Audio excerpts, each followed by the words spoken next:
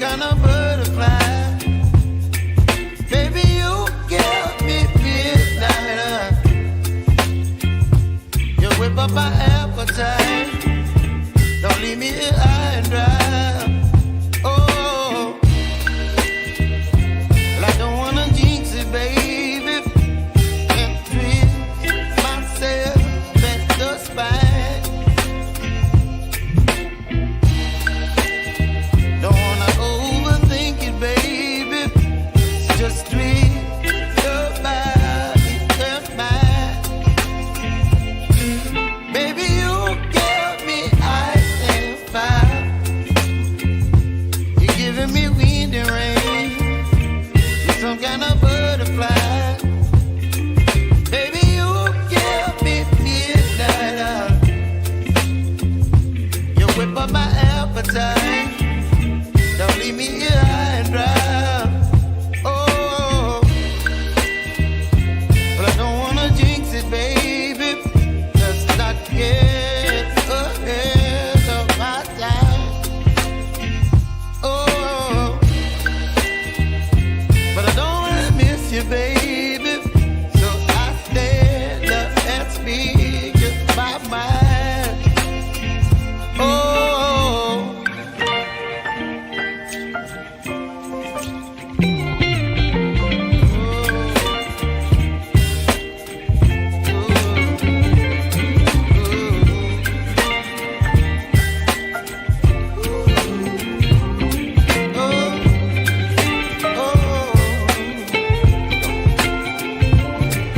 Baby, you give me ice and fire.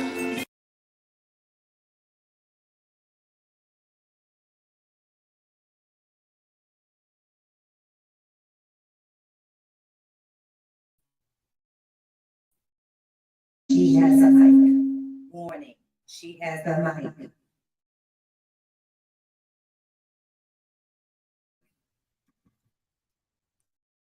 He's saying everyone. I'm gonna turn it off for now. But I got a mic. This is kind of fun. We go ahead today.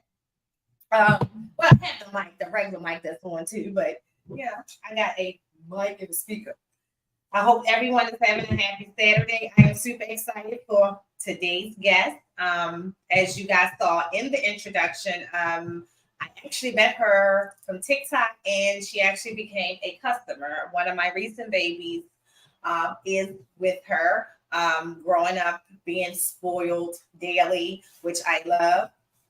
But she's also a phenomenal entity of good energy in the reptile hobby. So that's the main reason why I wanted to bring her on. And I wanted to bring her on today. And you guys want to get to meet her. And we're going to learn a little more about her together, because we didn't get a chance to spend a lot of time together in Daytona either. Although we did get a chance to see each other. So before I get into that, so we bring on our guests, I just want to remind everybody to stay tuned tonight.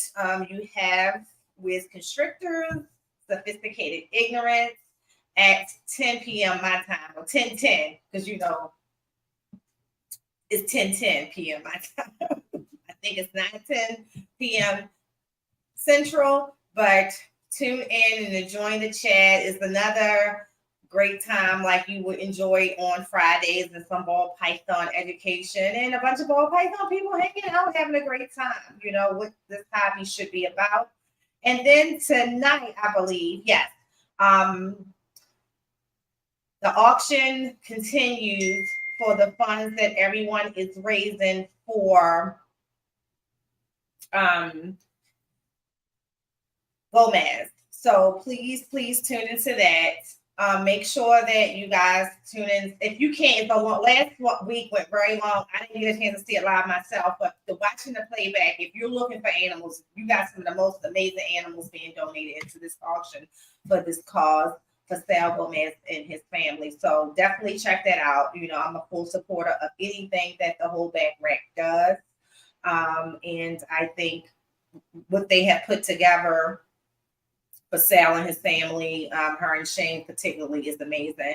So support if you can. If not, just, you know, I see some of the most amazing animals that's being donated by some of our amazing breeders and a lot of people in the community. So do what you can. I know there has been a lot of charities lately, but as I said last week, you know, no one more worthy of everything that his family is coming just by a distance of knowing this person. Don't know them personally. Incredible family man, incredible things that he has done in his life, including had he not been doing charity, this accident wouldn't, well, you know, I don't want to say wouldn't have happened, but he probably wouldn't be in the situation he is. He was in that place at that time, and this accident happened doing something that was incredible. So definitely support him and his family. Good afternoon to everyone in the chat. Rock Emojo. I have to make sure that I make you blue because I don't think you are. Stan was the first man. Don D. Brittany. Hey, Brittany. Haven't seen you in a minute. Good to see you. Thank you, Emojo. I love my retics too. Thank you so much. Both good morning and happy belated birthday. I don't know how I missed it, but happy belated birthday, Bosa. Good group of people here. Absolutely. We try to attract a group of people here constantly. And today is going to be a real fun one. Let me start off by saying, I already told y'all, oh, my brother Keith. Good afternoon, bro. I know you're probably driving. And you know, you guys know he was probably up until the wee hours of the morning operating on Hair Down Fridays. I was able to catch some of the playback. I fell asleep and did not see the whole show, but got to watch the playback and so mad I missed it live. KG was actually sitting in the chair last night. So yeah, so it was pretty cool and to always see the great animals that are displayed out there and how the animals hatching and the animals growing and just an amazing environment of amazing people in the hobby from all angles of the hobby, and that's just phenomenal. Hello, has everyone had their coffee or tea this morning? It's going to be a lovely day. Can we actually have, so what I had is a mixture of Jose Cuervo punch with margarita and fruit punch, and it's really good, and with a splash of ginger ale. Tastes like a little island drink today. And a microphone. I warned y'all.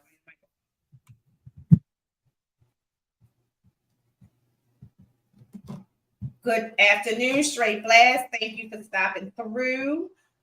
This is going to be a fun show. Morgan is interesting. For those of you who do not follow on TikTok, her links are in the subject of this video. So if you go onto YouTube, you'll see her links are there for IG and for TikTok. So without any further delay, we're going to bring on our guest. Hey, how's it going? Hey, Morgan. Okay, yeah, I can hear you. So first of all, let me start by saying I was sharing with Morgan, for those of you who are meeting on TikTok and you do not know why this podcast was started.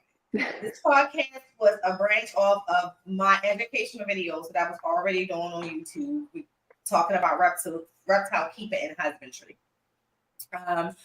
When that kind of like started to pick up, it was the idea that we do a Reptiles and Cocktails, which is supposed to have been me and a host of other people. Long story, it's just me. And I love how it turned out to just be me because it turned out to be exactly what I wanted to be. I started it and we were starting it because we wanted to see people who are from different walks of life who actually keep these animals. People from all over the country, from people all over the world. So if you look at the catalog of videos I have done, you have seen a little bit of everyone here on my channel. Wait a minute. I to look to see why you laughed. I knew it had to be him coming in here acting out. So I have done that successfully. When I look back at the catalog and I watched all the different people that I wrote on, from reptile breeders of all different levels, keepers from all different levels, people from around the world, we are doing it. I want to continue to do that. So when I reach out to you to come on this show, it's not a prize. It's like, I'm just honored to have you on. You intrigued me as an individual some kind of way. First of all, let me tell you, Morgan, I am ADHD. Dre will tell you. I don't watch a whole bunch of lives and stuff. because I had to focus on the lives that's most important to me. And I that's have normally ADHD. I literally just took my medicine. yeah, the suspect stuff, right? And then I get on TikTok and I start to meet more people, you being one of them. And I can tell you, even until recently, and this is before, I think that's how we met, is even before you purchased the snake. I would see these videos and I would think, this really cute little girl, that's my thought, this really cute little girl making really cute videos, and to find out, okay, she's not just a cute little girl, it's a little girl at all, because she has a whole family and all of these animals. And most importantly, I wanted you to share, you are also a teacher. I am. I'm a preschool teacher. Which is, y'all, when I tell you, I want you to talk about how you balance it and how you control it, because Morgan's TikTok is hilarious. And could you imagine they shouldn't be anyway, but you just say your kindergarten scrolling, and it's like one, some of you, especially the ones when you're using like a different voice, they are totally this world hilarious to me. Like, how do you balance that? Keep it, because it's public. Like, for me, the freedom I have is nobody cares anymore. I'm no longer a regional property manager. Whatever I do, no one is offended. No one cares if my shirt was cropped too high. No one cares if I was drinking on Reptiles and Cocktails. Like, no one cares, right? How do you balance that in your TikTok content? I'm funnier, Dre, first of all. Anyway, so how I balance it, basically living in the South, like everybody is super conservative. Everybody's got to dress the same, act the same, listen to the same kind of music. All their houses look the same. And I didn't grow up that way. My parents were extremely different. Like we were like the Addams family, but we've all got dirty blonde hair. Like that's how everybody has always like described my family. And so I grew up differently, and I have a different sense of humor. My parents never like censored any subjects like sex, dark humor. My mom worked in a morgue. My dad worked in a strip club. Like, that's what I went to school for. See, when I was 5, I wanted to be a mortician. Like that's what I wanted. I wanted to work on. My very first professional job in college was in the funeral home. I went to school for mortuary science. So see how I love that. I love that. Was they like? I never shared this story on TikTok. Okay, yeah, I did my dad's body. Oh, well, that's how I got ended up being like who I am. Is my parents never censored anything, so I grew up hearing things about sex and drugs and dead people, and nothing was off limits. Like, so now, and then I grew up with a bunch of brothers, and everybody is so literal, and so I'm a very little person with a really messed up sense of humor.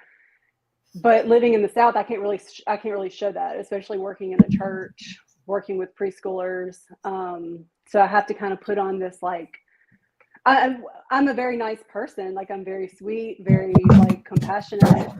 So that's that's how I get that side of me out. And then starting these accounts, which I love Reptiles, but starting these accounts, I've kind of hidden from everybody around me, because that's where I show my real self, things that I find funny and stuff.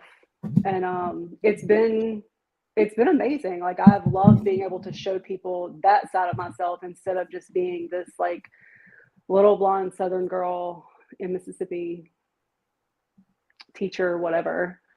So I've loved it. I've met a lot of super cool people, you being one of them. It's been amazing. I've really enjoyed being on social media, with my reptiles and stuff.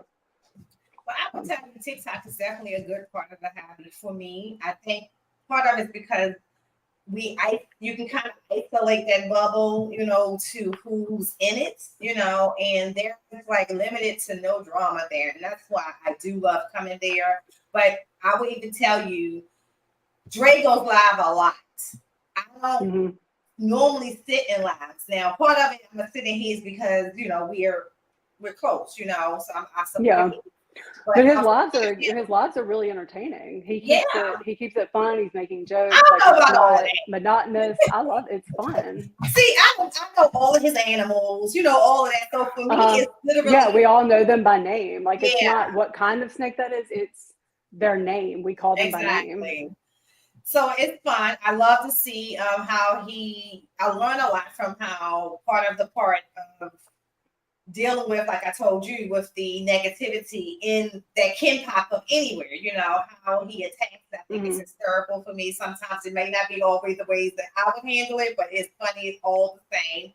But your lives, I think, are as well. It's not the same. It's different. But you have a variety of animals. So just talk about the different animals you keep. So currently, I feel like I've lived a few different lives because we also used to live on a farm. But currently I have 2 dogs, 8 snakes, a blue-tongued skink, a scorpion, now several hundred black widows, a tarantula, some roaches, some Halloween hissing cockroaches, Madagascar hissing cockroaches. I have 2 like human children. Qualifies, and they're feral. They're the worst out of all of them. But I think I'm counting everything. Hey Chris. Hey Melinda. You said so. The black widows is what freaked me out. Okay, because I have tarantulas. The tarantulas are so much bigger, right? You can see them. Yeah. Like we said, they're beautiful. Black widows are like jumping spiders to me. It's a whole bunch of little bugs. And I am not a bug person at all. Like, even at the park, I am the girl, believe it or not, with all these animals I have who don't want to fly near me and stuff like that. I hate insects compared. I like feeding them, but I don't want them flying around me. What is your most challenging species to keep to date? As far as like reptiles go, it would have to be the parrot snake that I had. She passed away, which I'm still sick about months later. But when I bought her from an expo and from a vendor that I was not familiar with, and I was told that she was captive bred. Once I got her home, I quickly realized she was not captive bred and hated it. And I really struggled I tried all the things to get her to eat. And after a couple of months, and parrot snakes she was skinnier than my pinky. She's like 5 feet long. She's so skinny. So went like 6 weeks without eating. I finally got her to eat a live anole lizard. Okay. And I was having to catch those because ordering them online, ordering any of them would have cost me ordering one would be $100. Ordering 50 would be $200. Like, it's so expensive. So I was catching them live, which was worth it because, I wanted her to eat. Right. But she was extremely, I don't know if you've ever seen a parrot snake. They're extremely spicy. They're mildly venomous, extremely defensive. She was always giving me an attitude. She was absolutely psychotic, which I don't blame her. She was wild caught and sold, and had to come live in my house, which I'm sorry. But we ended up having like a really good relationship. And it was probably my favorite relationship that I've had with a snake because I could pick her up and handle her. I have a video of her like licking my nose. I could look at her and tell, what kind of mood she was in. It was the most difficult animal that I've had to work with, but it was the most rewarding because once she got to, like, I got this wild caught animal to trust me in a matter of months. And that was so satisfying to me. And I loved knowing that I could give her a place to be safe while she was still alive. So I think when you said it's so rewarding, and when I tell you I don't hurt as an adult, but as a child I hurt all the time. Like, I will bring in anything. If I found it and it let me pick it up and it let me carry it, I don't care. I was taking it home. But it was the part that you talked about. It was the fact of when I would see something broken, like if it was a bird with broken wings, to take it home and try. And I think also that led on even down later when I think about what we just talked about working the funeral home. My favorite part of the funeral home was the peace and the quiet of actually manicuring the deceased body. I worked the night shift for that reason because I don't have to deal with all the other funeral directors. Occasionally, I would have to drive the hearse on a Saturday or Sunday. I love doing the administrative and the family counseling part of it. Mm-hmm. And so, see, my mom took me on a lot of those calls. Like, I was like 5 and picking up dead bodies with her in the hearse. Like, this is so interesting. I loved that life, and like I wish I would have, gone that route, but I still carry some of that with me because even though I work in preschool now, I didn't start out with general ed preschool. I started out with special needs. That's always been kind of, as far as teaching, it's always been my niche. We appreciate you. It that ties into the reptiles too, because I'm always wanting to take care of the broken, the wounded, the people that need somebody. Right. That's always been my thing. The animals that need somebody. I remember being a kid and one of my cats like mutilated this poor lizard, tore off the skin over like half its body. And I was probably like 5 or 6 and I brought it into my house, put it in a little shoebox, and I took care of it for weeks until it was well enough to go back on its way. That's just, I've always wanted to like take care of people. And so now I have all these reptiles and stuff that people around me seem to hate. They're disgusted by, and I look at them and I see something completely different. Like they're amazing. They're amazing animals. Yeah, the only animal that even when we go fishing, my husband, he just don't understand me. Like I hate when the animal is making a noise and it's on a hook. Like I want to hurry up and get it in the water, get it off the hook and in the water. So it's at least, it's going to die, as my husband says, it's going to die. But I'm like, I get that, but I want it to go as humanely as possible. I don't like when it's making a noise. And I'm telling you, it freaks me out. I'm like, hurry up and get it off the hook, hurry up and get it off the hook, get it in the water. But I love to fish. The only animal I can remember as a child that I did not mind, I'm not going to say don't mind, but I knew I was killing it, was the lightning bug. Because we used to take the lightning bug and we would take the light off the lightning bug at the time it was lit up, and then it would stay lit after you picked it off at the butt. And then we would put them on like gold rings. So you'll see a bunch of children in the hood walking around with a bunch of flashy fingers. I didn't know you could do that. Yeah. We used to go, you would catch them in swarms. Like it was the thing to do. And you would catch them and then you would pop the butts off and you would take, and they didn't smell bad either. And you would take them and put them on your fingers and they were like little rings. And we had those everywhere. We had lightning bugs everywhere in the South when I was little, and now I never see them. But what I do see is the mayflies, the love bugs that they're by the billions. You know, you walk out, you've got a white car, you walk out in the morning, it's now black from like crusted over mayflies. They're everywhere. They're disgusting. But that's how the lightning bugs were when we were kids, and we don't see them anymore. Yeah. Now, I haven't been in the woods in my neighborhood since forever, but I wonder if they're still there. I don't see them here in this part of the area where I live now, but I wonder if they're still there because they would come out around this time every year. Yeah. And they will just be everywhere. Now, let's talk about the TikTok content. So you wake up. Do you say, I'm posting 10 videos today and this is what they're going to be? Or do you just feel it and do it? I'm the type of person, if I wake up and I say, okay, I'm doing this today, 99.9 times out of 10, like, I'm not doing it. I will get sidetracked and I'll procrastinate and I'm not doing it. So basically I will scroll through TikTok or whatever and I find the most like unhinged audio, whether it be like, or I'll be like listening to YouTube music and some song, like a raunchy song will come on and I'll be like, that's messed up. Like that's disgusting. I'm going to have to use that for an audio. Like my mind, I feel like my mind is like forever stuck in like a 12-year-old boy's state. Like I am just constantly thinking about the most unhinged stuff, sex. Like if not socially acceptable, that's what I'm thinking about. And anytime, like I talk to Chris all the time, and poor Chris, he's so nice. He's so nice guy. He puts up with me. He puts up with me.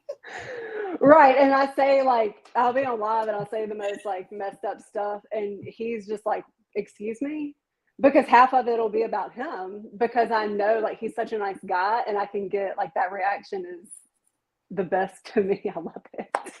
So Chris and Morgan, you guys, you probably don't know this because Michael is not on my TikTok, but my son is a special needs adult. My son was I am scared. at early COVID 01. Michael was raised intellectually delayed and still is as an adult. But he actually does a lot with the retakes. Like, he is probably my golden child. That's her favorite person.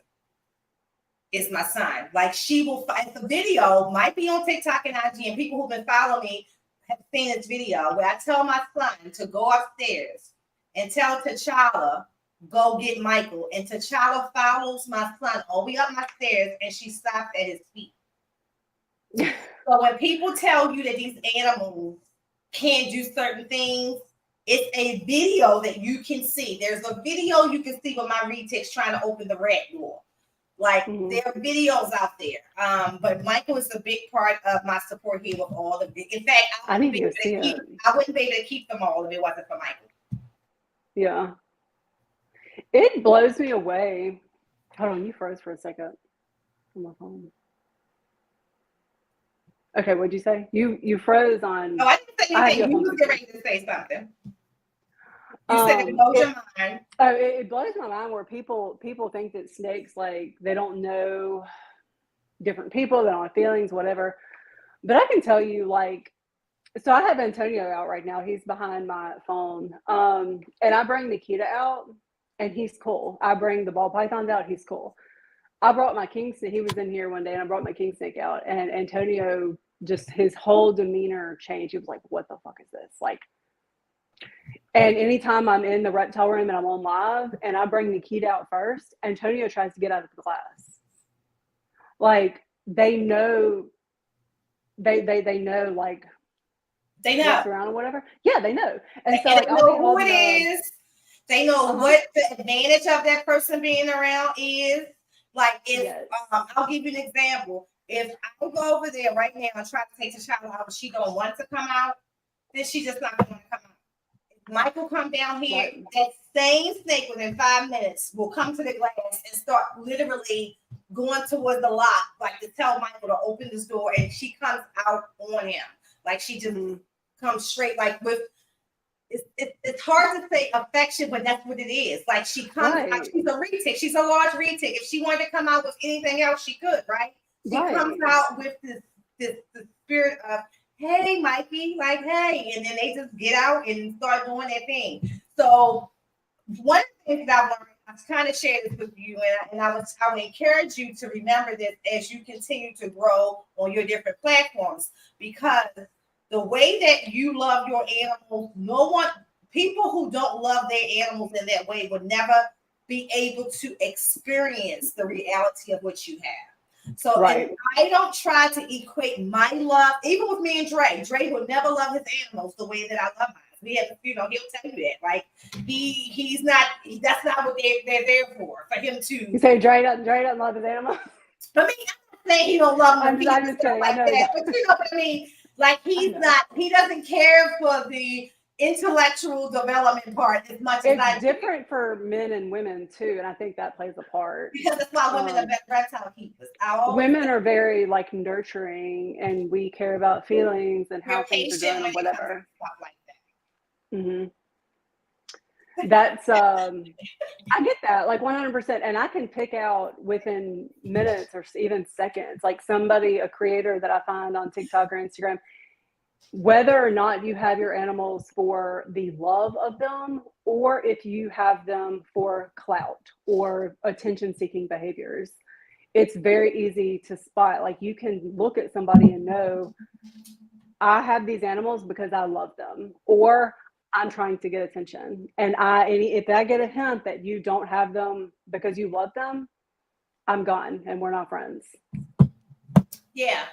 And so, I mean, I think for me, I spend every day trying to get them to do something that a snake shouldn't be able to do. And I like to show those things. And I like to show them when they're repetitive, like T'Challa, who will come out and follow us. I showed that in real life time to my mom and them the other day. And they was like, oh my God, the snake is following you. I can go all the way up this football field. She's going to follow me. Mm-hmm. And I showed them that. There are people who don't believe that you can teach an animal to follow you. I can tell you. Right. We've done it with dogs. 75% of them would follow me. I did it. I've done it with dogs. I've done it with, we used to raise chickens. I've done it with certain chickens, how I know, like, it's not all of them trained. And chickens have like a pea-sized brain. You can train them to follow you. We've done it with turkeys. Like, you can train just about anything. The little lizard that I caught when I was 6 and took care of followed me. And I knew, like, whenever it died or moved on, because whenever I would come outside, it was there. And I knew it was the same one because of the scars. Like, these animals that, become to trust you and love you, like, and I say love loosely because I know it's different for animals. Well, I think we assume that it's different, right? Because we don't know. Like I said, if we got, right. I try so There's hard no way to gauge that. Yes, no way to gauge it.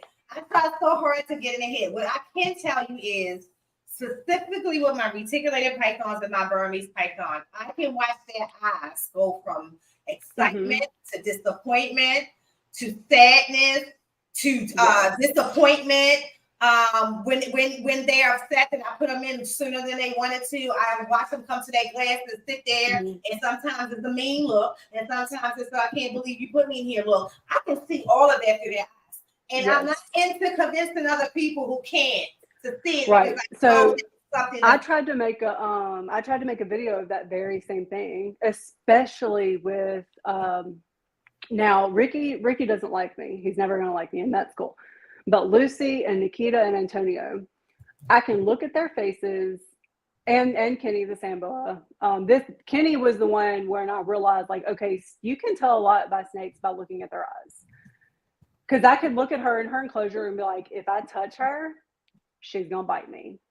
I can look at Antonio and know, okay, he wants to come out, or he's ready to kill me, or he's hungry. Like, I can tell all these things. And it took me a few weeks with Nikita because her eyes are such, like, she has very prominent eyes. They're very strong. Like, I call them like crazy eyes. Like, she looks intense, and it was intimidating at first. But now, like, I can kind of tell. So I tried to make a video. Somebody reached out on me on Instagram last night and was asking for help on how to get one of their snakes more comfortable with them. Because I've been showing a little bit of that lately. Some of my snakes that I've had for months that are finally starting to get comfortable with me. So I tried to make a video of Antonio in his enclosure. And I started out and I was like, look, his face, like, I'm not in his enclosure. He's fine. And then I stuck my hand in his enclosure and I was like, and now look at his face. Like, he looks like he's ready to kill me because I'm in his space. Well, I went back and watched the video, and if you don't know that animal personally, you can't see the change. And so it's different. Like, I can send you the video because I still have it, but you can't see the change because you don't know the animal personally. So, like, that, it makes me feel better knowing that, like, I have such a good relationship with my animals that I can tell the state of mind that they're in. Yeah.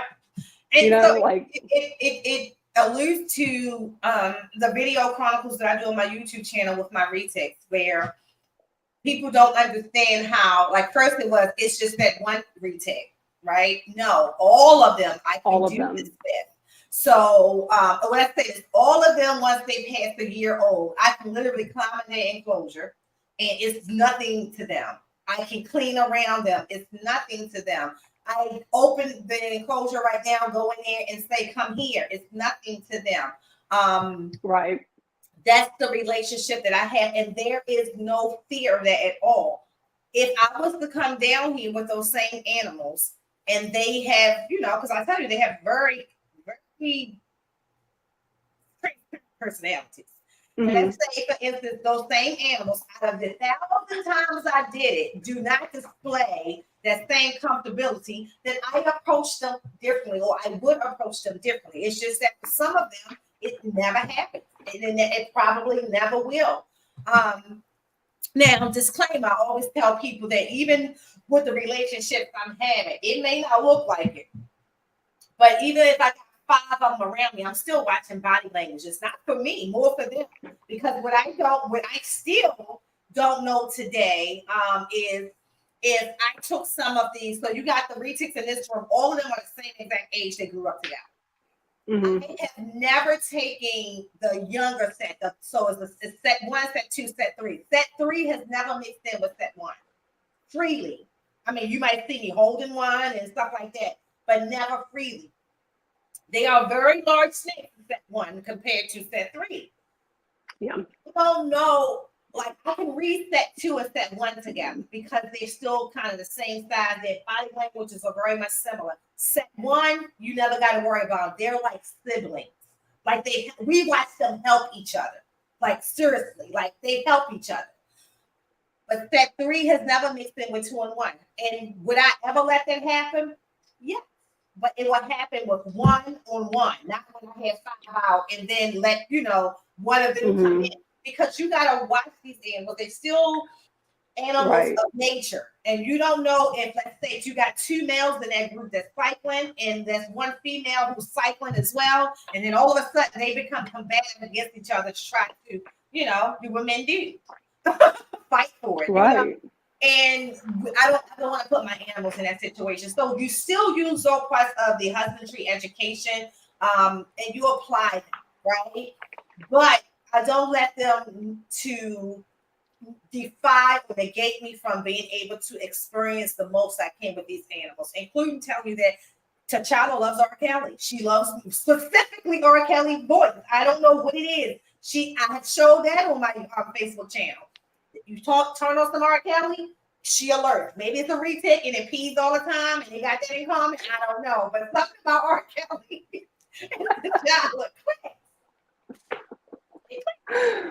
I have to try that. I'm gonna turn on some R. Kelly later. Yeah, at first it was like when she was younger, it was like, is this coincidental? But now it is intentional. Like you can turn on any R. Kelly song, like upbeat tempo, a low, and something about that voice. And I don't know, maybe I listened to a lot of it when she was younger or something. And it's a comfortable, aura for her. I don't know, but it happens, and it happens consistently. So I want to have a little fun because it's Morgan, and I can have extra fun. First of all, let me just test my mic again. Hold on, because I can't get too close. Whoa. John, will you bring me another drink? I've somehow gone through like. This might be my Tony Braxton voice. Whoa.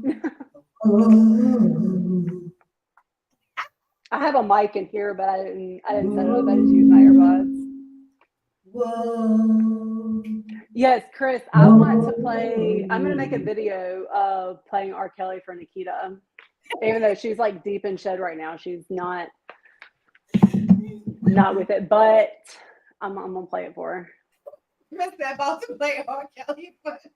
Yeah, so now we just need to get Dre to play R. Kelly for Tootsie and see if she reacts the same way. We can make like a whole video collab of all of us playing R. Kelly with your snakes.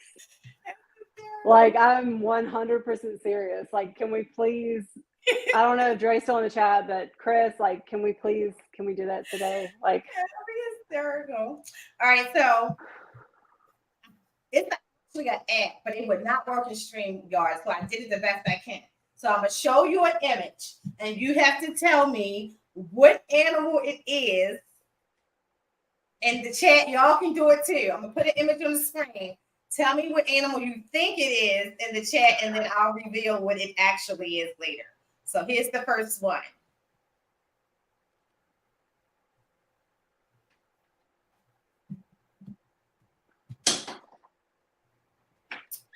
do you want me to say? Like, you can say it, but the chat got to type it.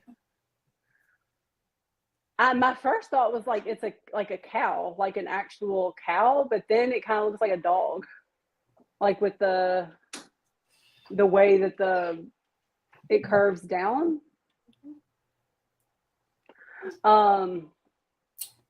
It's either a dog or Who in the chat maybe it's snake. I don't know. Before I reveal what it is.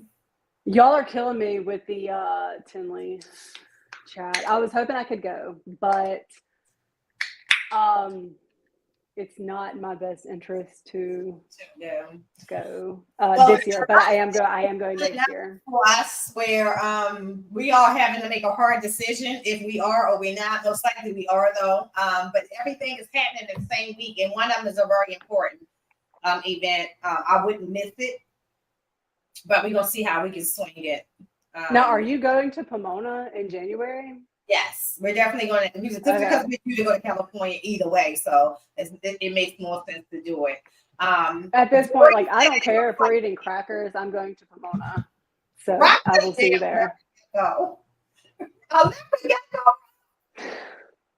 Melinda, this makes more sense. Melinda says a cow. All right, so I'm gonna reveal. It's a zebra. Damn, I was way off. So it's funny. When I was putting this together, y'all, you don't realize how big the back part of the zebra's pattern gets until you're doing some crap like this. Because if you look at this picture of the zebra, the front half of it looks like a zebra. I never paid attention to how big the banding on the hip got. Right. So, I was thinking it was like a Dalmatian or some shit. I don't know. Crazy. So, but looking at the picture, look how drastically it changes.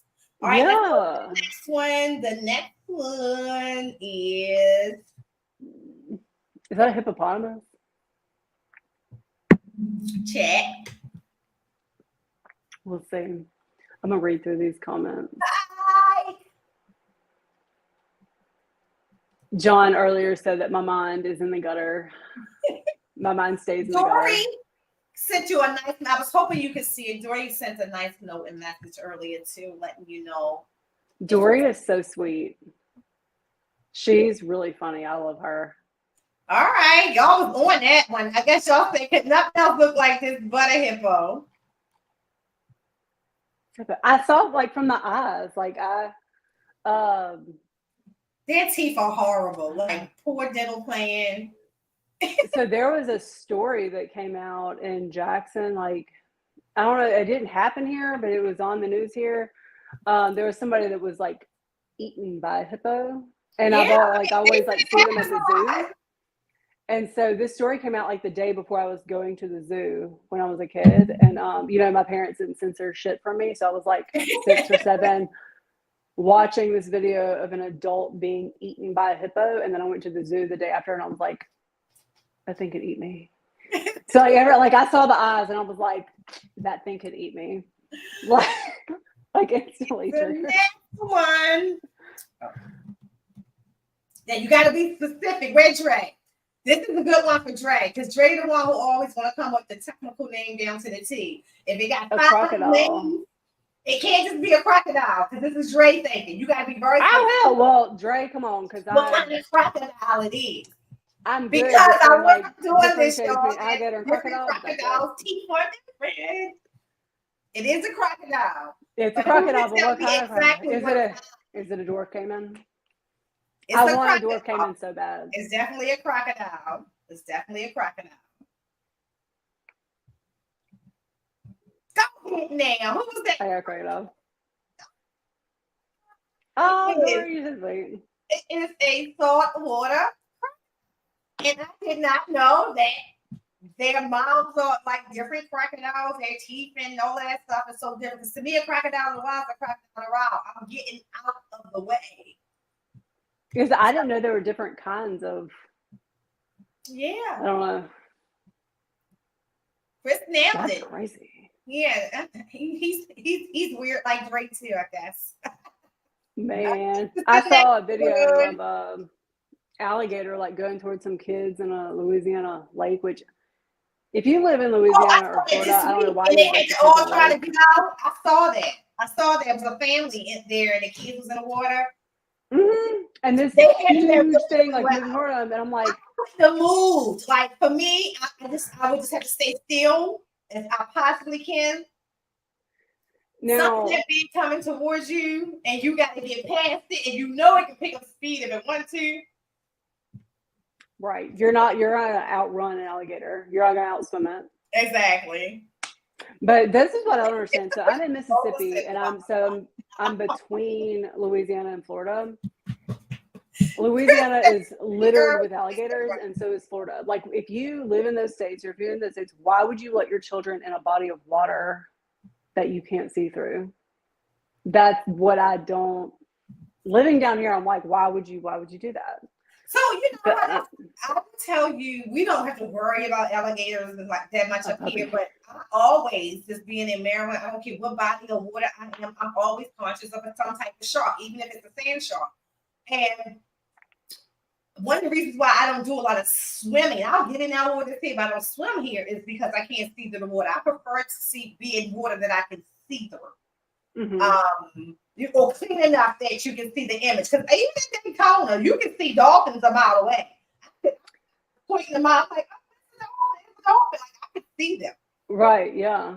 That's like, we go to like, there's this river, this creek, like an hour away from us, and I'll take my kids. And it's mainly shallow, like it's like this deep, and it's a lot of fun. And I tell my kids, oh, you can't see your feet. You need to move. The last time we were there, I need to post this video, but I chased a cottonmouth because I wanted to look at it. There's snakes everywhere. And I'm like, if you can't see down there, like, you don't need to be putting your feet down there. Right. I was terrified of that, like as a kid, not being able to see what was underneath me in the water. And I don't want to like push that fear onto my kids, but at the same time, I know. Well, you live in a place where that's common. Cottonmouths are everywhere, like in North Carolina. Everywhere. I see cottonmouths more than I see non-venomous snakes. They're everywhere. Wow. So Dory they're my favorite. Dory said it was a hyena, not a dog, not a puppy. Both, if you see a puppy like this, you definitely want to get out of the way. I saw somebody in New York that had one in their apartment, a hyena. I guess if you raise anything, from birth, it might work. I just remember the hyenas, and in Lion King, they were not kind. Even when they act like they were kind, they were not. So this is our last one. Now this one is going to be a hard one. Even with me knowing what it is a hard one. Oh. Wait, Chris. Let's see how well Steve Irwin did raise you. It's a snake. If he nails it, Steve, if you nailed it, Steve definitely raised you right.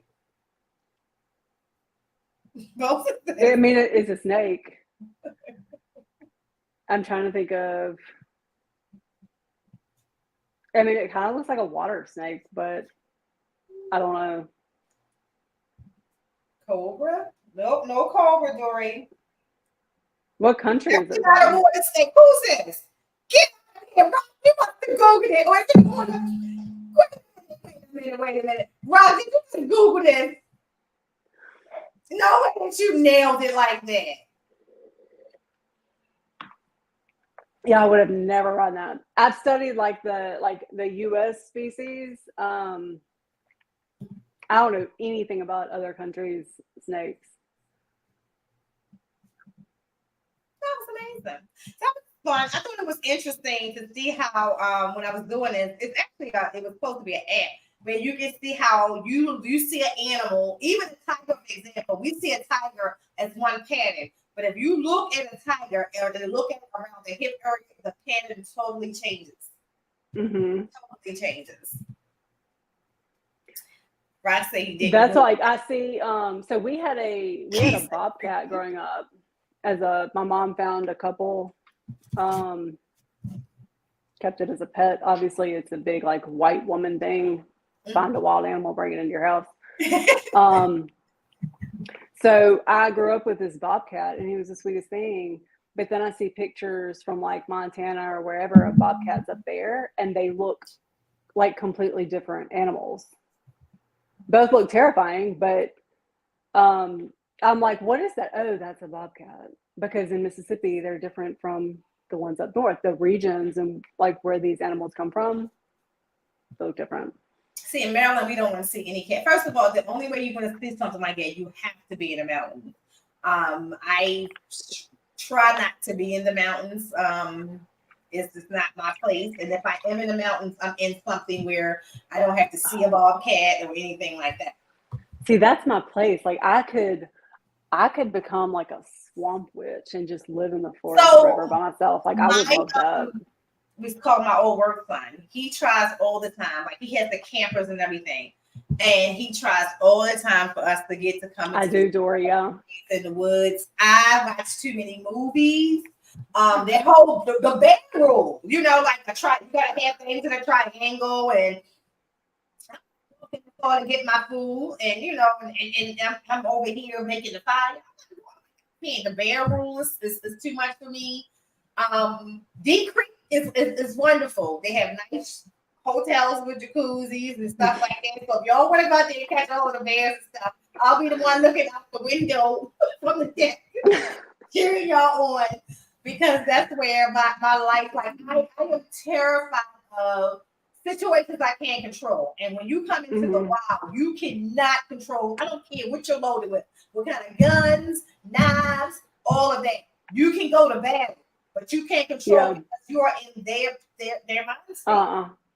I wonder if that's like and I hate to bring like race into it, but so like every person of a different color that I've been friends with, whether it be like Mexican or Black, like they don't enjoy camping. They don't like wild animals. But every like white person that I know, especially a white woman, if you see a bear out, they're like, oh, I wonder if I could give it a hug. I think it's kind of like it's a combination. It's race and thank you, Dory. demographic. Because I always say, like, I prefer not to fly with a black pilot. I prefer not to fly with a female pilot. The reason being is that I do not believe that Black people have mastered staying calm like Captain Sullenberg when the plane was going down in Hudson. And he was just like, wait a minute. No, sir. Mm-hmm. We're not going to make Teterboro. And I get that.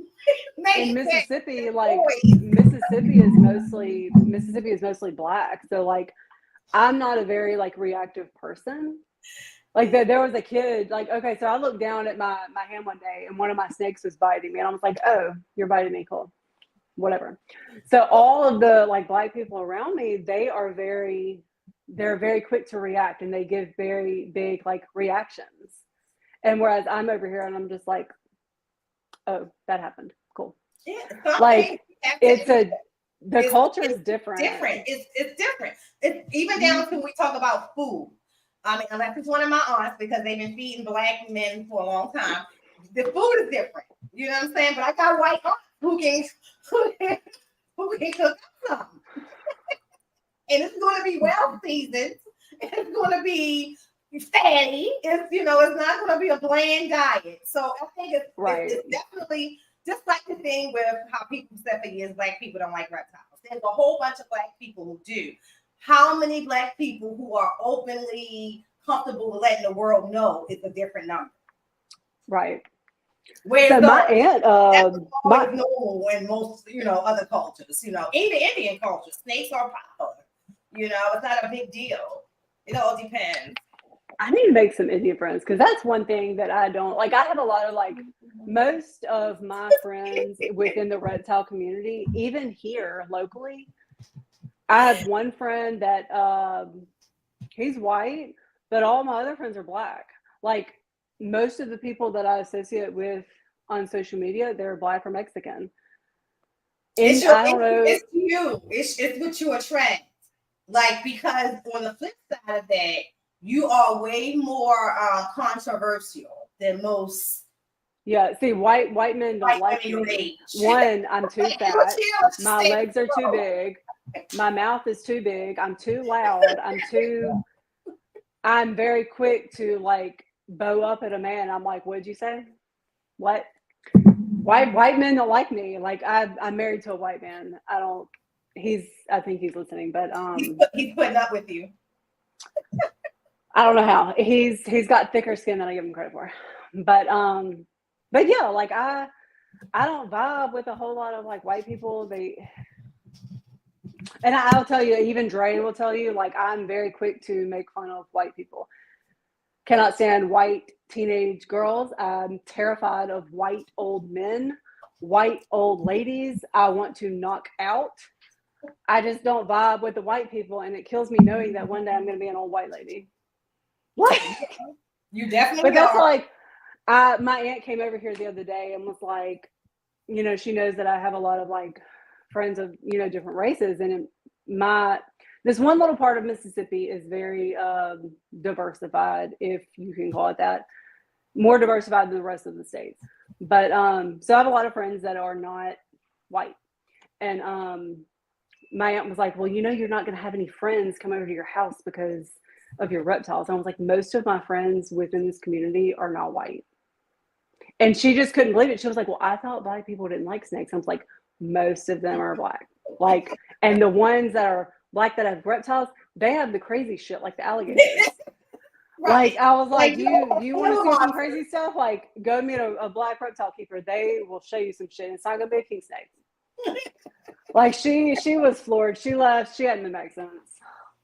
But you know, that dialogue is important. Like, and I think it helps people to open up to different cultures. Like, Mm-hmm. one of the things that it's always been tough for me. And Yes, Dory, my in-laws. Is that I don't do a lot of women. Like, I just never did. Like, my core friends have been my core friends for 45 plus years. Everybody else are men. And it's because of the fact that I shoot from the hip, and men are not soft a lot. You know what I'm saying? Like the men around me, they not pumped, you know. They can take those words. The words kind of just like, you know, bounce, and they can dish it to me, and I'm good with it too. Where females sometimes it's a whole lot of cattiness, it's a whole lot of unnecessary competition, and I call it unnecessary competition. But in the reptile community, it's pretty much the same. My life is the same. Like, I don't get me wrong, I have wonderful women like yourself that, you know, I build relationships with, but the people that I talk to most of the time during the day are the men in the hobby, and for whatever reason, you know, different reasons or whatever. But part of that has just always been who I was. I was the girl playing football. I wasn't. See, that's how I grew up. Everybody else. Like, I was jumping the cheerleading line because I could, but I preferred to be where the boys were. That was me. I was a tomboy, and I grew up with like. See, my parents did a lot of stuff, and I have no like shame about it. Whatever. My dad worked in a strip club at one point. My mom worked in the strip club. She worked in a morgue. I grew up with brothers. Like, I had such an unconventional upbringing, and I have such a literal, like, sense of self. Like, so whatever I say, a lot of people want to take that as, okay, well, what did she mean by that? What I said. Right. Like, it's like a man, whatever you say, that's what I mean. That's how I grew up. And that's what I'm comfortable with. I don't like surrounding myself. And a lot of women, like, you get that feeling of, okay, so there's a backhanded comment back there, or there's an ulterior motive. Like, it's different. So that I feel more comfortable with men. Now, like, there's some men that I will not be around for like safety reasons, but at the same time, like, I grew up, like, I know how to protect myself. Yeah. My family made sure of that. My brothers made sure of that. Like, if somebody like came at me and my brothers were around, they wouldn't do anything about it because they know I can handle myself. I'm used to being around people that respect me enough like that. And most women don't carry that same energy. Most of my favorite people on this planet are men. And it's a weird place to be in because I'm married to a man. And so I have a lot of these guy friends and they want to be like, oh, well, what does your husband think? One, I don't care. When we got together, I told him, I'm going to be friends with who I want to be friends with. You're not going to tell me that. I have a very like sexual and dark sense of humor. You're going to have to vibe with that. And so far, I mean, we've been married for 11 years. So far we have. So like, I get like when you say like, you vibe with men, I get it. Like that's me. Yeah, I mean, my husband is very confident. Like he's the same way. Like he's with me. You know what I mean? Even with, a lot of times he's with me. But it's when I met him, all of my friends were males, so it's just how the thing is with me. And it's who I am, and I find though too, like what you said, part of that when you're growing up and I can protect myself. Like my husband ain't got he don't have to worry about that. I can survive, he don't have to worry Now about your that. husband did not say, when we met, your husband did not say a word to me, but I get the vibe that your husband would be quick to kill somebody over you. Oh, absolutely. Like Absolutely. he looks like he didn't have to say a word, but he looks like he would kill someone. So I tell everybody who meet him for the first time, you're going to get one or two people. You're going to get one that's overly communicative and one who don't say anything at all. He will not say anything at all until he gets to know you. Now, hell, we actually made it to like dinner and stuff like that we had planned. Then you would have probably heard him talk, but he doesn't. And I tell people that. Now, Keys and them, that's different because they're like family. Like it's total opposite. But I remember he recently went to a Pennsylvania cookout and he was very, very comfortable there. My husband is observant and he doesn't, I'm the extrovert. So I was going to ask you that about your husband. Like I'm the extrovert. I'm the one who want to make the noise coming in the room. My husband just like go in the damn room, like I'm the one who wants everybody to know party. Right. He's like, let them find the party. Like we're polar opposite of each other. But it works for us because especially when I need to be pulled in. He doesn't say much, he can just look at me and I'm like, okay, too much, so we pull this back in. And that type of thing. But he loves who I am. Like, so he loves that part of me who can walk into a room and be the life of the party. He just don't care to be the life of the party. Yeah. That's how it is with me and my husband. Like I can look at him and know, like, okay, I need to stop. Other people are looking at me like, did you really just do that in front of him? Like, and he's just over here like, she's gonna do what she wants to do. Like I can't change her.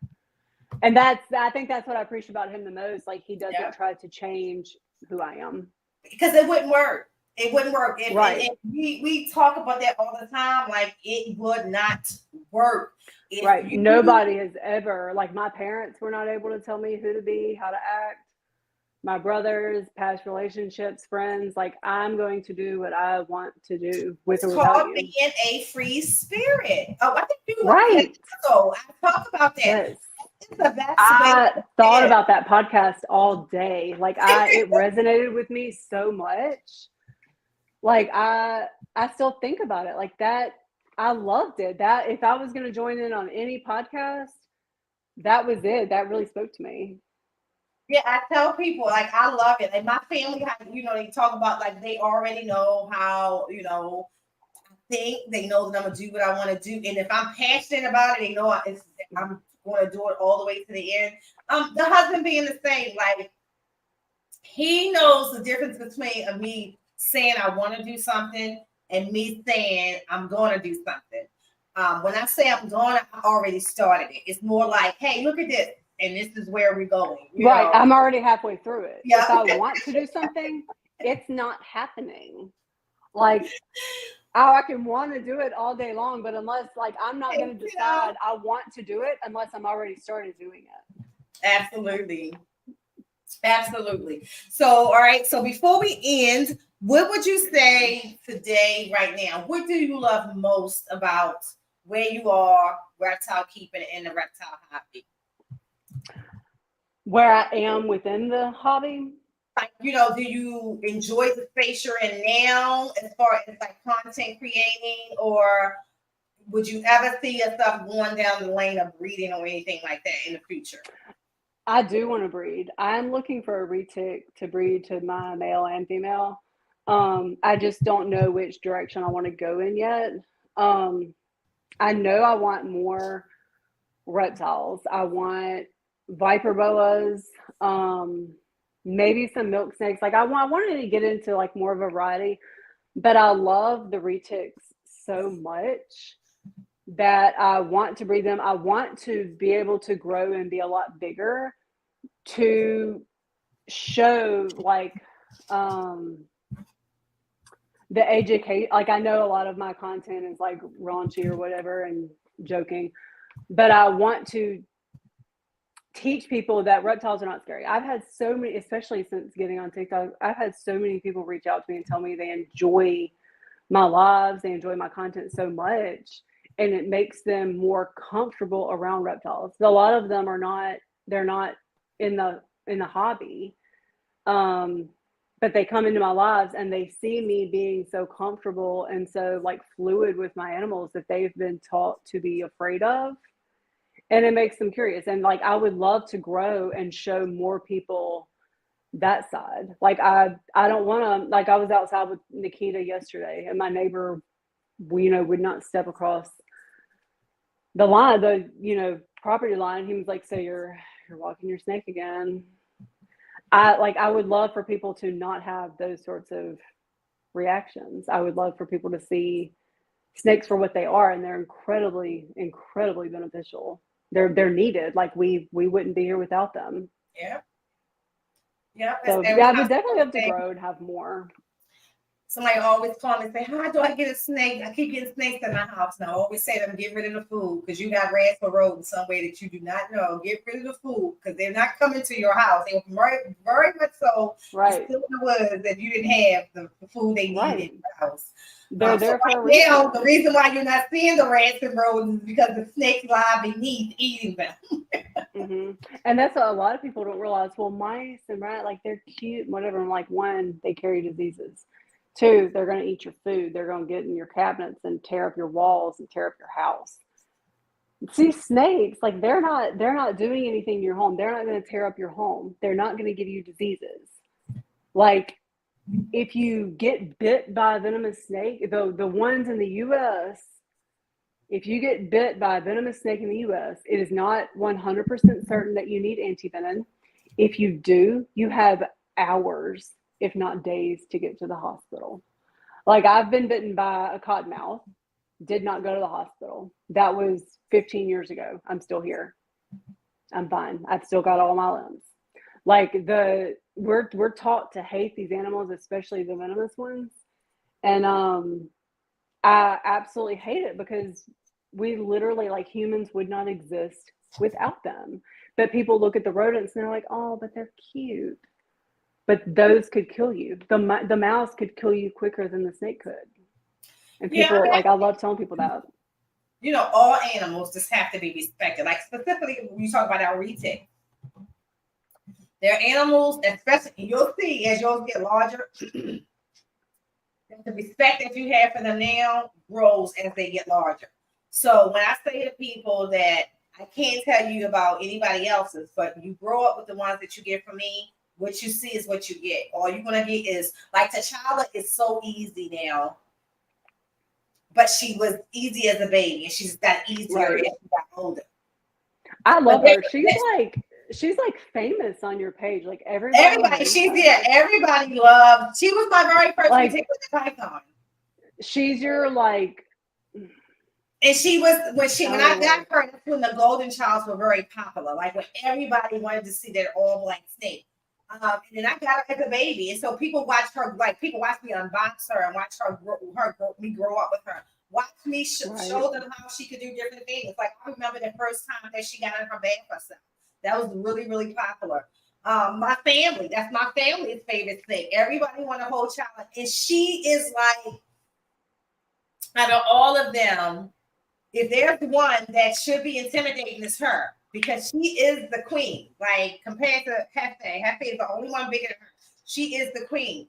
But because she is the queen, she's easier to handle.